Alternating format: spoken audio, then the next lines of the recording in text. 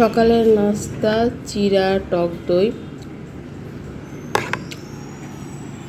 এই হচ্ছে মধু, পেয়ারাও আছে, পেয়ারা আমি খাবো না। এই যে আমার নিজের বানানো টক দই, আমি নিজে বানিয়েছি।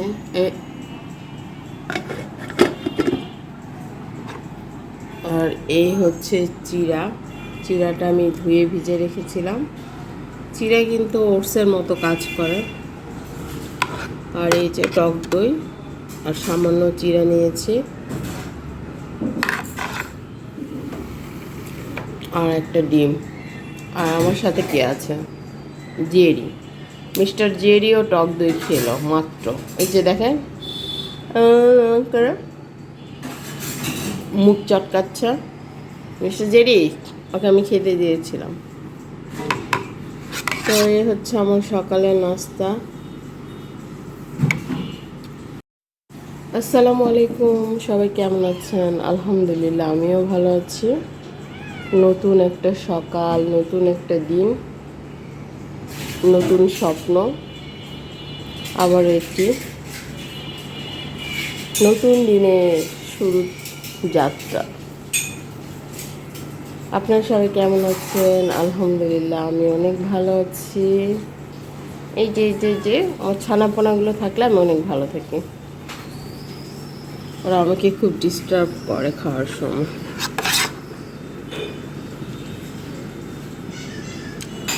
খাবে? মাম্মান খাবে? না, খাও খাও। দেখেন জেরি কত টক দই পছন্দ করে। জেরিমন্নি, তুমি টক দই পছন্দ করো জেরিমন্নি?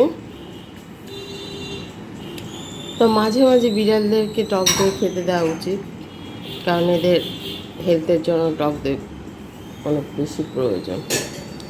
আর যেহেতু আমি বাসায় বানাই, কোনো সমস্যা নেই। আমি আগে যখন কিনে আনতাম তখন ওদেরকে খাওয়াতাম। সকালে একদমই ভারী জিনিস আমি খেতে পারি না। ভাত খেলে আমার শরীর অনেক ভারী হয়ে থাকে।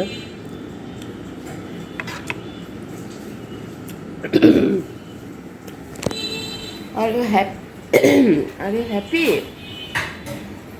Are you happy?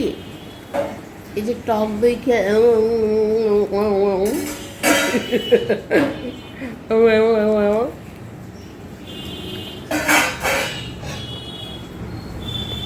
ঠিক আছে, পরে দেখা। তো আমার নাস্তা করা শেষ, এখন আমি কফি নিয়েছি। কফি ছাড়া আমার চলে না। আর এই যে পানি, গরমের দিন পানিটা বেশি বেশি করে খাবেন, কারণ অনেক গরম। গতকাল থেকে আবার বেশি গরম পড়েছে তারা। আর এই যে আমি পানি খাই, এরকম পানির একটা পাত্র আছে, এটা সারাক্ষণ এটাতে আমি বসে বসে পানি খাওয়া হয়। তারপরে আমার পা জ্বলে, অনেক কিছু সমস্যা দেখা দেয়। তো আজ কি রান্না করব না করব অবশ্যই আপনাদের সাথে একটু একটু করে শেয়ার করার চেষ্টা করব। প্রথমে আমি আমার ছানাপোনাদেরকে খাবার দিয়ে দেব, দেন আমাদের খাবারের চিন্তা করব। তো ঠিক আছে, আমি পরে দেখা হচ্ছে।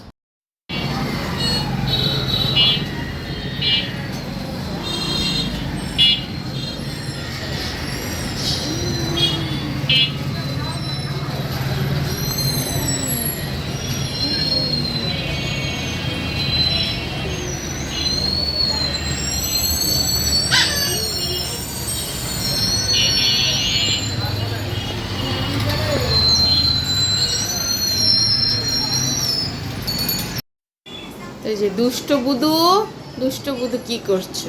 গাছের পাতা খাচ্ছে। দুষ্ট বুদু, বুদু,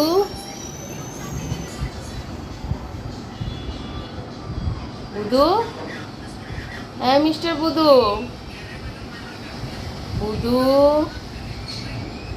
আসো কাছে আসো। কি লুকটাই দিচ্ছে বুধু। এই যে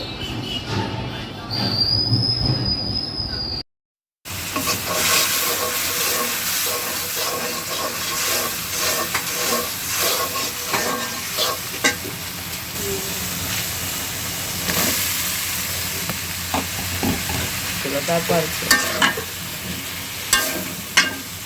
আলু সিদ্ধ করে আর মাছ দিয়ে মসুরের ডালের বড়া দিয়ে ঝোল করবো।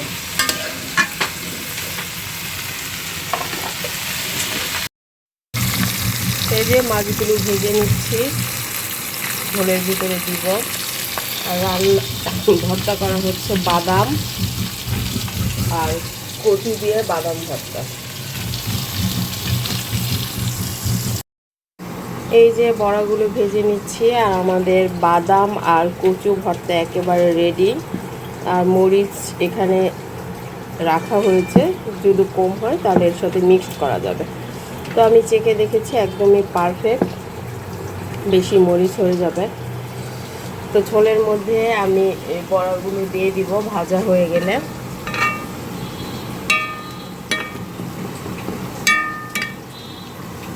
আজকের মতো এখানে বিদায় নিয়ে নিচ্ছি, নেক্সট কোনো ব্লগে দেখা হবে।